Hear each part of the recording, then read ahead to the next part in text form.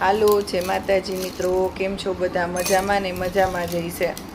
તો હું આજે લઈને આવી છું તમારા સમક્ષ એક નવી રેસીપી, ઉનાળા માટેની સ્પેશિયલ બ્લેક કરન્ટ સોડા.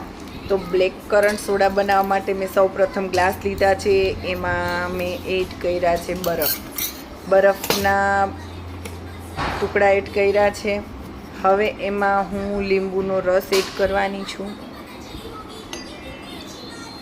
તો આ મેં બધા ચારેય ગ્લાસમાં થોડો થોડો રસ ઉમેરી દીધો છે.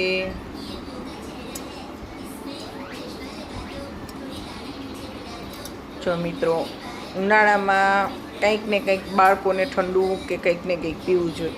બને ત્યાં સુધી ઘરનું બનાવીએ તો સારું છે. તો જો આ મેં ઉમેરી દીધું છે, લીંબુ ઉમેરી દીધું છે. હવે આમાં મેં ઉમેરો છે આમનો પાવડર. હવે આમાં મેં એડ કર્યો છે એવરેસ્ટ ચાટ મસાલો થોડો થોડો, અને હવે એડ કરું છું બ્લેક કરન્ટ. તો બધામાં બ્લેક કરન્ટ એડ કરું છું થોડો થોડો.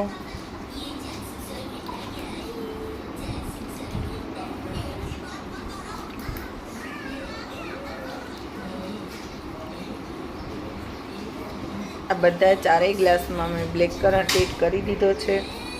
હવે મેં લીધી છે દાવતની સોડા, સિમ્પલ સાદી સોડા. હા, જો થોડો ગ્લાસ ખોલવા ગઈ ને તો મારાથી જ સોડા હલી ગઈ હતી, તો એમાં ગેસ પેલો થઈ ગયો.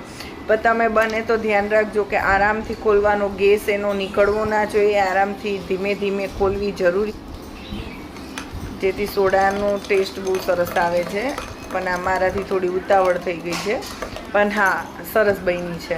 તો જો મેં એડ કરી દીધી છે એમાં સોડા, અને આ તૈયાર થઈ ગઈ છે અમારે બ્લેક કરન્ટ સોડા.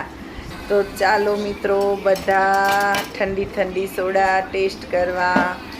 તો જો મારો આ વિડીયો તમને પસંદ આવ્યો